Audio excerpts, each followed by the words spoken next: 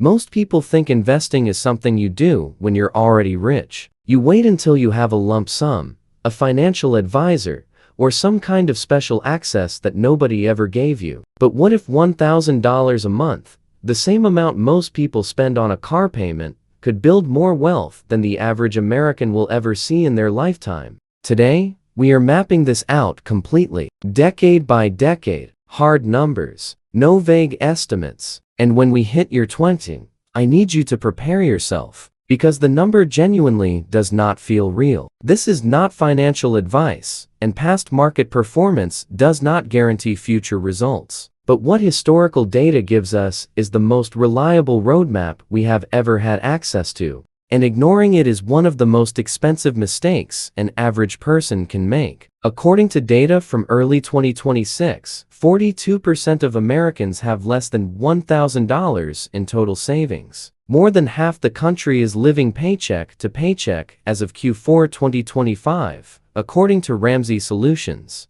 The personal savings rate right now sits at around 4.5% of disposable income. That is barely half the 60-year historical average of 8.4%. These are not numbers about other people.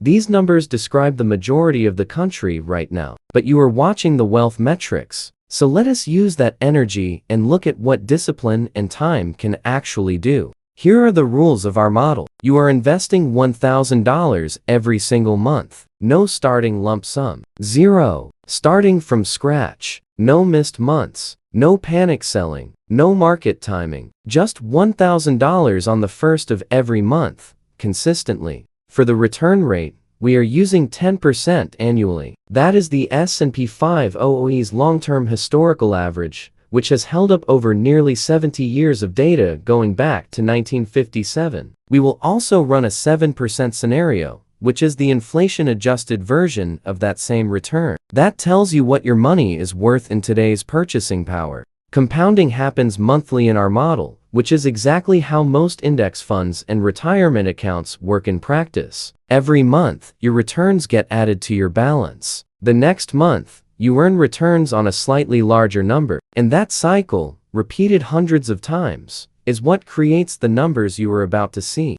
Think of it like a snowball rolling down a hill. In the beginning, the snowball is tiny and barely growing. But the further it rolls, the faster it gets. Time is the hill. $1,000 a month is what you are rolling. Alright, year 10. 1 decade of putting in $1,000 every single month. Before we reveal the number, let's check your contributions. $1,000 times 12 months times 10 years equals $120,000 out of your own pocket. That is it. At a 10% annual return, compounded monthly, your portfolio at the end of year 10 sits at approximately $204,845. You put in $120,000. The market handed you roughly $84,845 in additional growth that you did not work a single extra hour for. More than 41% of your total portfolio balance at year 10 came from returns alone, not your contributions. At the inflation-adjusted 7% rate, your balance lands at approximately $173,085. You still turned $120,000 into $173,000 in real purchasing power. Here's the thing about year 10 that most people miss. This phase feels slow, almost invisible from month to month.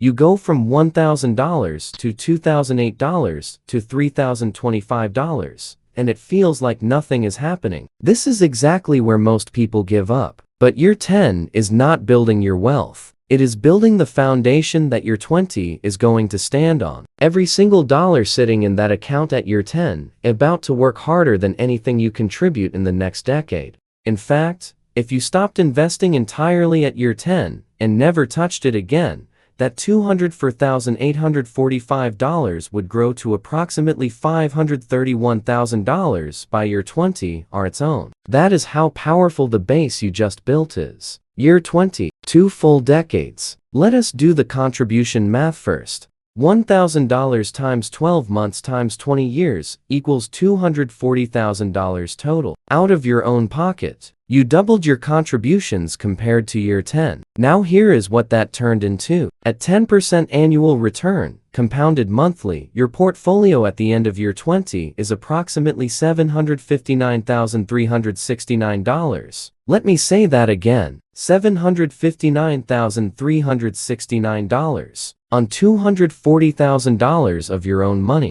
The market generated roughly $519,000 in growth on top of what you contributed. More than 68% of your total balance came from compound returns you did not work for. At the inflation-adjusted 7%, your year 20 balance is approximately $520,927. Over $500,000 in real purchasing power from a $240,000 investment. But here is the number that makes year 20 genuinely feel unreal. Between year 10 and year 20, your portfolio grew by approximately $554,524. In one decade, more than $500,000 of new wealth. You contributed another $120,000 in that second decade, same as the first, but the market added over $434,000 on top of it. Compare that to the first decade, where the same $120,000 in contributions only generated about $84,000 in market growth. Same $1,000 a month, same index fund, same discipline. But the second decade produced 5 times more market growth than the first. That is compounding acceleration in action.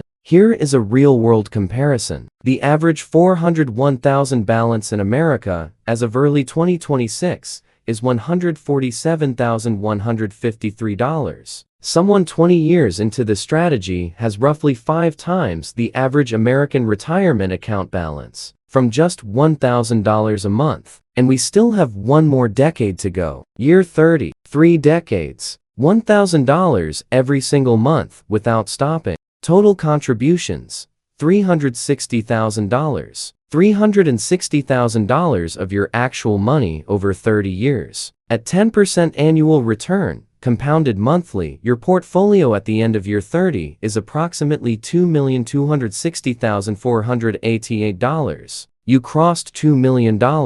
By the most widely used definition, you are a millionaire. Twice over. You put in $360,000 of your own money, and the market generated roughly $1,900,000 in growth on top of it. You kept less than 16 cents of every dollar in your final balance. The market generated the rest. At the inflation-adjusted 7%, your year 30 balance lands at approximately $1,220,000. Even in real purchasing power terms, you cleared 7 figures. Now, let's put all 3 decades side by side, so the picture is clear. Decade 1, you contributed $120,000. Ending balance, $204,845. Market growth that decade, roughly $84,000. Decade 2, you contributed another $120,000. Ending balance, $759,369. Market growth that decade,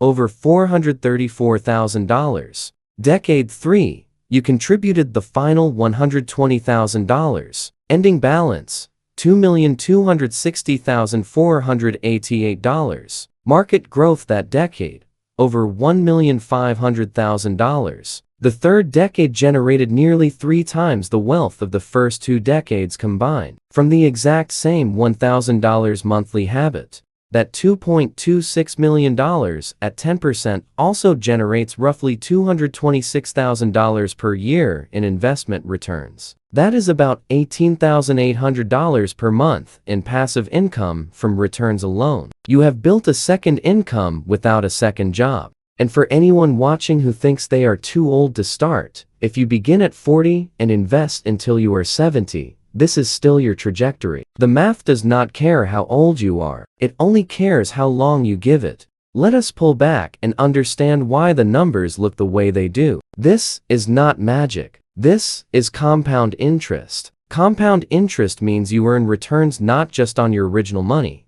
but on your returns as well. Every single month, the base grows a little, and your next return is calculated on that larger number. In month 1, you invest $1,000. At 10% annually, that is about 0.83% per month. You earn $8.33. Not exciting. But in month 2, you invest another $1,000, and now returns are calculated on $2,008.33. That original $8.33 is earning money too. This pattern keeps going for 360 months. The tipping point in our model happens around year 16 to 17. That is when your monthly market returns start exceeding your $1,000 monthly contribution. Past that point, the market is contributing more to your portfolio every month than you are. And every year after, that gap widens. There is also a shortcut worth knowing called the rule of 72. You divide 72 by your annual return rate. At 10%,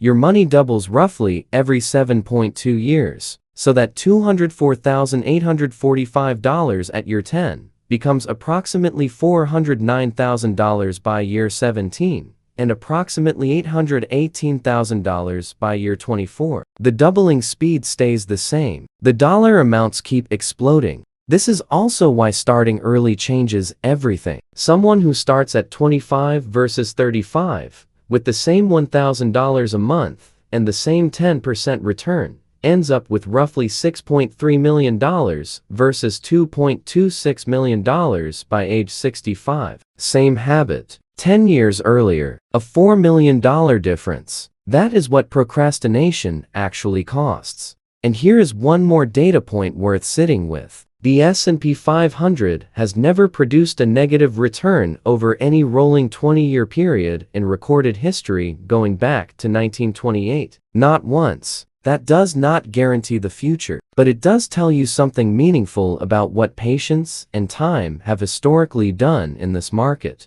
Let us be honest about the risks, because this channel does not skip the hard part. The 10% average return hides a lot of volatility underneath it. In any given year, the market can drop 30%, 40%, or more. 2008 dropped about 38%. COVID in 2020 dropped about 34% in a matter of weeks. These crashes feel catastrophic when you are living through them. Watching your balance cut in half is genuinely difficult to sit with. But here is what the data shows. Every single one of those crashes recovered. Every single one. And the people who kept investing through the crash, buying more shares at lower prices, came out significantly ahead of those who paused or sold. Dollar cost averaging, which is exactly what $1,000 every month does automatically, is one of the most well-documented strategies for reducing the damage of volatility over time. Then there is inflation. The $2.26 million at year 30 is nominally $2.26 million. In real purchasing power, the 7% scenario is the more honest projection, and that still clears $1 million. Taxes are the other factor, and they depend entirely on the account type you use. A taxable brokerage account will expose you to capital gains tax. A Roth IRA will not. In 2026, the Roth IRA contribution limit is $7,000 per year for individuals under 50. That is $583 per month of your $1,000 that can grow completely tax-free. And then there is the hardest risk of all, the human one. The risk that you stop. One bad month, one big expense, 1 year where the market drops and the balance looks ugly, and the $1,000 gets redirected somewhere else. The compounding model we showed you assumes 100% consistency. Any significant gap, especially in the early years, materially changes your final outcome. The solution to the human risk is automation. Set up an automatic transfer on payday before you can think about it. Make the $1,000 move before your brain can argue with it. Let us make this concrete for right now. The most accessible vehicle for this strategy is a low-cost S&P 500 index fund. The most widely used options in 2026 are VU from Vanguard, IV from iShares, and FISAX from Fidelity. All three have expense ratios under 0.05%. The fund costs you almost nothing to hold. The account type matters just as much as the fund. If your employer offers a $401,000 with a match, start there first. A 50% employer match on your contribution is a guaranteed 50% return before the market does a single thing. That is the highest return available to any retail investor on the planet. Capture every dollar of it. After the 401,000 match, a Roth IRA is typically the next move. You pay taxes now, the money grows tax-free, and you owe nothing on withdrawals in retirement. If $1,000 a month is not realistic for you right now,